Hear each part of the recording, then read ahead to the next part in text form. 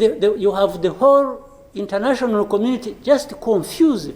Last evening, the heads of the 8-member East African Community Bloc held a virtual summit attended by all leaders except the President of the Democratic Republic of Congo, Félix Tshisekedi. The meeting, convened by Kenyan President William Ruto, who also serves as the East African Community Chairperson, called for an immediate and unconditional ceasefire, urging all parties to halt hostilities. In a joint statement, the regional leaders strongly encouraged the Democratic Republic of Congo government to engage in direct dialogue with M23, which has taken control of large parts of Goma since Sunday's deadly attack. During the summit, Rwandan President Paul Kagame took a swipe at his East African counterparts, accusing them of failing to address the root causes of the conflict.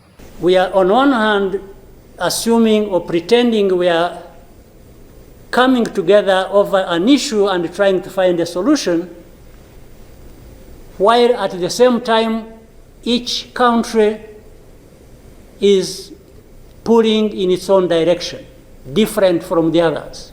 In a video of his remarks released by Kigali authorities, Kagame expressed frustration, questioning the effectiveness of the East African Community Bloc in resolving the crisis, especially since Tshisekedi had snapped the meeting.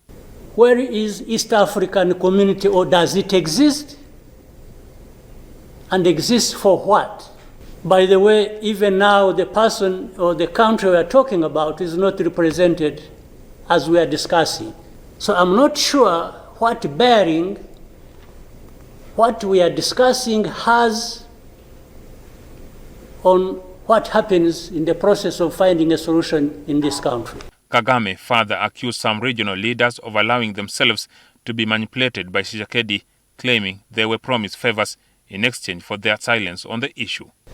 But if the parties decide or accept to be manipulated, because, and by the way, that's exactly what happened, and I think in Congo, there are experts for doing that. They would go to one party and promise them something, and then they would decide to keep quiet about what is obviously going to result into problems like we are seeing now. He also criticized South African President Cyril Ramaphosa, stating that despite previous phone conversations, South Africa's military presence in eastern Congo is not neutral. I spoke with the President of South Africa, who sought me out to speak with me on this matter because of their involvement in eastern Congo. And he's also there pretending to be playing a peacemaker role.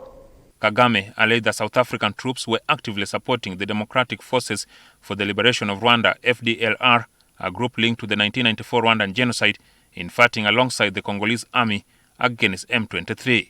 And South Africa dares even issue threats about what is likely to happen after that, and so on and so forth.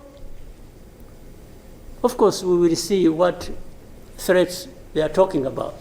Kagame also cast doubt on both the Nairobi and Rwanda peace processes, questioning their effectiveness in restoring relations between Rwanda and the DRC. The processes became an end in themselves, and the people leading these processes became more important than the results of the processes. The Nairobi process became a Uhuru process. Then the Rwanda process, it's like you can't say anything that will displease President Lorenzo. Definitely, this does not help deal with such a serious matters as we are faced with today. Kagame had already boycotted the Rwanda peace process in December last year. Meanwhile, in Kinshasa, President Félix Tshisekedi addressed the nation on Wednesday evening, stating that Congolese troops were mounting a vigorous military response against M23, which he reiterated is backed by Rwanda.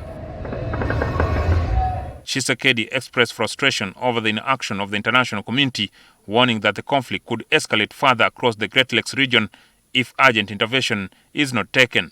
Jackson Onyango, NTV.